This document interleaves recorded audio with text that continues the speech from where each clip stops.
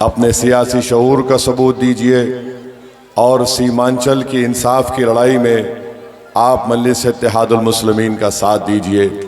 मजलिस इत्तेहादुल मुस्लिमीन शुरू दिन से इस बात की क़ाइल है कि सीमांचल में जब तक इंसाफ नहीं होगा हम कुछ नहीं कर पाएंगे।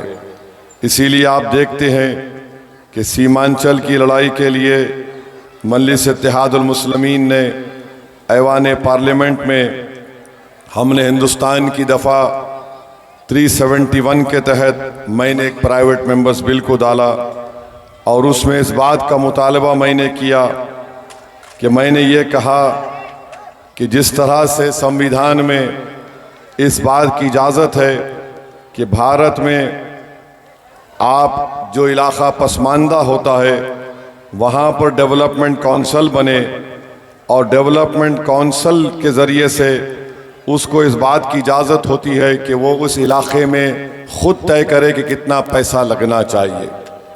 आप जानते हैं कि सीमांचल में सबसे ज़्यादा बच्चों के जिस्म में खून नहीं है। सीमांचल में जो हमारी माँ बेटी बहन है 9 महीने पेट में रखकर जो बच्चे को पालती है और जब पैदा करती है तो सबसे ज़्यादा सीमांचल में जब वो बच्चा पैदा होता है तो अविकसित बच्चा होता है, यानी वो बच्चा स्टंटेड जिसको बोलते हैं, बिल्कुल ही बच्चा बीमार रहता है। या फिर सबसे ज़्यादा मृत्यु दर अगर होता है बच्चा पैदा होने के बाद उसकी मौत हो जाती है तो सीमांचल में होता है। और अगर बच्चा सेहतमंद बच भी जाता है और कभी बीमार पड़ता है तो उसकी माँ तड़प कर रह जाती है क्योंकि उसके पास पुल नहीं है, रोड नहीं है, ब्लॉक के अस्पताल ले जाकर बच्चे की जान बचा सके। आज आप जानते हैं, नहीं मेरे भाई, ये थाली मारने के लिए नहीं है, ये थाली मारने के लिए नहीं है, ये आपको गौर फिक्र करना है। मैं आपकी नाइंसाफ़ी को बता रहा हूँ। हमारे बच्चों के लिए स्कूल नहीं है। पूरे सीमांचल में एक ही डिग्री कॉलेज है किशनगंज में, मारवाड़ी डिग्री कॉलेज के नाम से। पूरे सीमांचल में हर साल 100 एकड़ ज़मीन सैलाब से कट जाती है और फसल उस पर उगती है, उस ज़मीन का पैसा नहीं मिलता है। कितने बच्चे पुल नहीं होने की बिना पर नदी में डूबकर मर जाते हैं। बताओ ये नाइंसाफ़ी का खात्मा कैसे होगा?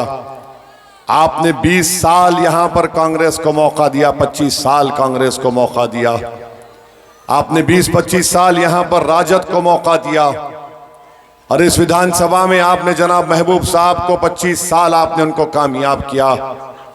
बताइए क्या हासिल हुआ? क्यों आप कुछ नहीं कर सके? इसलिए नहीं कर सके क्योंकि आपकी आवाज़ को पटना की कुर्सियों पर बैठने वाले जालिमों के सामने कोई आंख में आंख मिलाकर उनको डराकर आपकी दास्तान को नहीं बयान कर सका। और हर बार आते हैं, चुनाव आ गया तो सरकार बदलना है। सरकार बदलने से क्या सीमांचल बदलता है? सीमांचल उसी वक्त बदलेगा जब सीमांचल की तड़प रखने वाला बेटा या बेटी पटना की विधानसभा में जाकर यहाँ की जनता की गुर्बत और उनकी कमजोरी को बयान करके उसका हक दिलवाए। 20 साल से महबूब साहब जीत रहे हैं। मैं गरीब हूं महबूब साहब मुझे कहने दीजिए, बलरामपुर में सबसे दौलतमंद आप और आपका भाई है। मेरे अजीज दोस्तों, और फिर बीजेपी, नीतीश कुमार, सुशासन बाबू, 20 साल से नीतीश कुमार सरकार में है। 2020 में भी आए थे, चाचा बोल रहे थे मुझे जिता दो, भतीजा बोल रहा था मुझे जिता दो। तो चाचा कभी मोदी के साथ बैठकर चाय पी लिए तो कभी भतीजे को बुलाकर खाना खिला दिए। ये धंधा हो रहा है, धंधा। और आपको बता रहे हैं, बीजेपी जब आती है सीमांचल को, प्रधानमंत्री आते हैं तो घुसपैठिया कहते हैं। आज भी अरारिया को आए और घुसपैठिया का नाम लिया। बताओ मेरे अजीज दोस्तों, बुजुर्गों, सीमांचल में एक सेंट्रल यूनिवर्सिटी नहीं है। सीमांचल में एक सेंट्रल यूनिवर्सिटी नहीं है। सीमांचल में कुछ नहीं है। आज प्रधानमंत्री अरारिया आए थे। सुनो उनकी जबान से वो क्या कह रहे हैं। बहुत मेहनत से बिहार को जंगल राज से बाहर निकाला है। 2014 में डबल इंजन की सरकार बनने के बाद बिहार के विकास में नई तेजी आई है। पटना में आईआईटी खुली है। सुनिए सुनिए। बोधगया में आईआईएम खुला है। पटना में एम्स खुला है। दरभंगा एम्स का काम तेज गति से चल रहा है। अब बिहार में नेशनल लॉ यूनिवर्सिटी भी है। भागलपुर में ट्रिपल आईटी भी है। बिहार में एक नहीं, दो नहीं, बल्कि 4 सेंट्रल यूनिवर्सिटी भी स्थापित की गई है। साथियों, एनडीए सरकार में गंगा पर 4 बड़े पुल बनाए गए हैं। से तो ये आपने सुन लिया।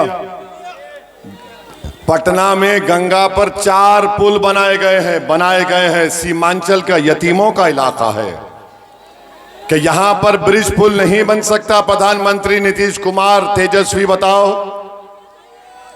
भागलपुर में आईआईटी बन गया। दरभंगा पटना में एम्स बन गया। कानून की नेशनल यूनिवर्सिटी पटना में आ गई। सब पटना, राजगीर, बोधगया में। सीमांचल में एक यूनिवर्सिटी नहीं है। अलीगढ़ मुस्लिम यूनिवर्सिटी का कैंपस किशनगंज में है, जो टीन एस्बेस्टस के शेड में चलता है। बताओ मेरे अजीज दोस्तों और बुजुर्गों, कब तक आप सिर्फ वोट डालने वाली मशीन बनकर रह जाएंगे? आप किसी के वोट बैंक नहीं है, आपको शहरी बनना है। अगर आप शहरी बनेंगे तो आपको आपके हुकूक मिलेंगे। सीमांचल को हर एतबार से पीछा करके रख दिया गया।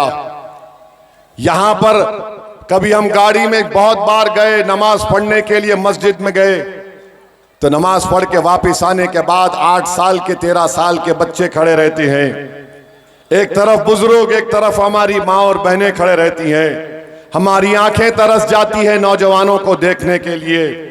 तो मालूम हुआ वो नौजवान 16 साल की उम्र में पलायन कर चुका है। कभी हैदराबाद तो कभी पंजाब, जालंधर, लुधियाना, दिल्ली, मुंबई में जा चुका है। और प्रधानमंत्री यहां पर आकर कहते हैं ये बना, ये बना। क्या तुमको मालूम मेरे भाई, 90% मुसलमान बिहार के इंटरमीडिएट की तालीम मुकम्मल नहीं करते हैं। सबसे ज्यादा मखरूज अगर कोई बिहार में है तो मुसलमान है। गांव में रहने वाला मुसलमान महीने को 2630 रुपये कमाता है। बताओ सीमांचल की जनता, क्या अब भी तुम बेदार नहीं होगे? तो क्या सुबह कयामत की सूर की आवाज सुनकर बेदार होगे? अगर बेदारी का सबूत देना है तो 11 तारीख को पतंग छाप को वोट बटन दबाना पड़ेगा आपको। सीमांचल के इंसाफ के लिए आपको वोट डालना है। बहुत हो चुका, पार्टी बदलेंगे, पार्टी सरकार बदलेंगे। मेरे भाई, अब के बार एक काबिल आदिल हसन को कामयाब करिए। और आप जानते हैं कि बिगलूर हाट में 29 पंचायत हैं, ब्लॉक नहीं बनाया जाता। क्यों नहीं बनाया गया? क्योंकि आप अपना वोट उन लोगों को दे रहे हैं जो गूंगे, अंधे और बहरे हैं।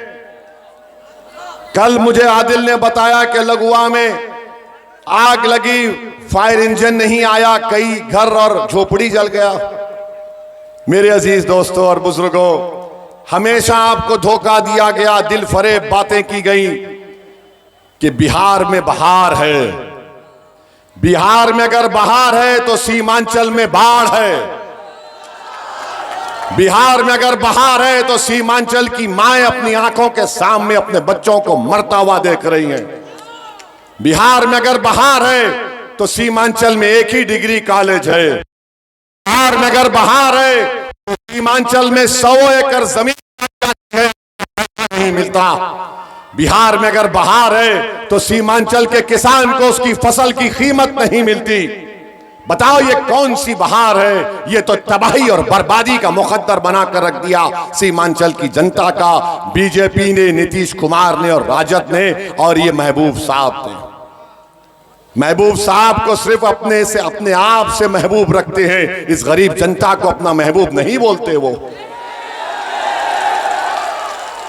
मेरे भाई अच्छा सोच समझ कर फैसला लीजिए, आदिल हसन साहब को कामयाब करिए।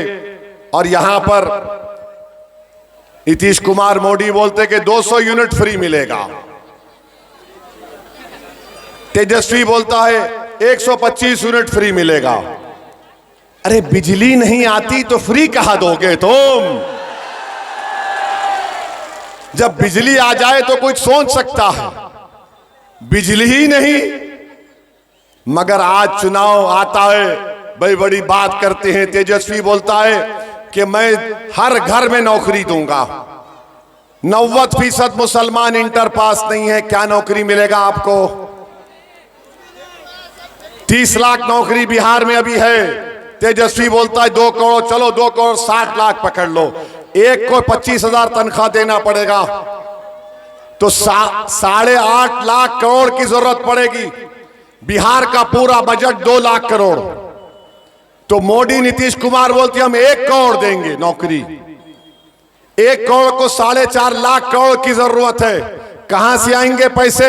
चुनाव है, जनता को बेवकूफ बनाओ, वोट हासिल करो, उसके बाद ये 5 साल तड़पते रहेंगे, मरते रहेंगे, डूबते रहेंगे। मेरे भाई याद रखो, ये थाली मारने के लिए नहीं बल्कि आप में एक इनकलाब पैदा करना है। यहां से बलरामपुर से आपको मजलिस को कामयाब करिए। और यहां पर जो हमारे आपके एमपी साहब जनाब तारिक अनवर साहब हैं, क्या आप जो मोदी ने काला कानून बनाया वक्फ का, उसकी तायीद करते हैं आप? वो कानून मस्जिद, दरगाह, खानका, कब्रिस्तान को छीनने के लिए मोदी ने बनाया। हमने उस कानून के खिलाफ 128 पेज की रिपोर्ट लिखी, पार्लियामेंट के रिकॉर्ड में है। पार्लियामेंट में खड़े होकर हमने संविधान की आर्टिकल्स को दलील देकर हमने पार्लियामेंट को और मोदी को, तेजस्वी को, सबको बता दिया ये हमारे संविधान के खिलाफ है। और हमने कहा ये वक्फ को बचाने के लिए नहीं, वक्फ को बर्बाद और लूटने के लिए है। इसीलिए हमने उस कानून को फाड़कर पार्लियामेंट के फर्श पर फेंक दिया, ये वक्फ को लूटने का कानून। तो जनाब तारिक अनवर साहब क्या बोलते हैं? मुझे उससे कोई मतलब नहीं है कानून से। तारिक भाई आपको मस्जिद से मतलब नहीं है, कब्रिस्तान से भी मतलब नहीं है। तारिक भाई बताओ मेरे दोस्तों क्या हाल हो रहा है? बदनाम हमको किया जाता है। तेजस्वी बोलता ओवैसी चरमपंथी है, चेहरे पे दाढ़ी, सर पे टोपी। अगर कोई इस तरह चरमपंथी होगा तो बताओ फिर जो कुरान पढ़ता है, नमाज पढ़ता है, मदरसे में पढ़ाता है, मदरसे में जो बच्चे पढ़ते हैं, जो हमारी माँ और बहनें अदब के लिए हया उनकी दिखती है, सर पर पल्लो या हिजाब या बुर्का पहनती है, तो क्या सब चरमपंथी बन जाएंगे? तो इसका जवाब आप देंगे नहीं देंगे? मेरे महबूब साहब है यहां पर, CPI-ML पार्टी के हैं और माले किसी खुदा को नहीं मानते, वो तो दहरिये होते हैं। हमको उससे कुछ इनकार नहीं है, उनका फैसला है, मगर वो चरमपंथी नहीं है। जमीन व आसमान के खालिक को अल्लाह बोलकर इबादत करने वाला चरमपंथी है। इस बात का फैसला आपको करना है और जवाब देना है। तो क्या 11 तारीख को पतंग पर छाप परोट पड़ेगा? बलरामपुर में एक नया तारीख लिखेंगे आप, इस नौजवान आदिल हसन को कामयाब करेंगे। और जो निर्दलीय उम्मीदवार है मैं उनसे भी कह रहा हूं, आ जाओ भाई, बलरामपुर की जनता के लिए आ जाओ। बलरामपुर की जनता बेचैन है यहां पर एक नए विधायक को कामयाब करने के लिए। याद रखो, निर्दलीय लड़कर तुम दोबारा ऐसे लोगों को कामयाबी का मौका मत दो जो गरीबों का खून चूस रहे हैं 20 साल से। तो हम आपसे अपील कर रहे हैं कि पतंग छाप को कामयाब करिए, सीमांचल को मजबूत करिए। सीमांचल की लड़ाई के लिए मंजलिस लड़ रही है। इस चीज को सामने रखकर यहां पर अस्पताल की जरूरत है, यहां पर बाहिन घाट, दंदोलिया घाट, जबतपुरा घाट, मालापारा घाट, ये सब यहां पर पुल, रोड, बिजली का इंतजाम इंशाअल्लाह ताला आदिल हसन करेंगे। तो लगाइए हमारे साथ, सीमांचल जिंदाबाद, सीमांचल जिंदाबाद, पतंग छाप जिंदाबाद, नारे तकबीर। मैंने सुना कि महबूब साहब को बड़ा तकलीफ होती है नारे तकबीर से। नारे तकबीर। अस्सलाम वालेकुम व रहमतुल्लाहि व बरकातहू।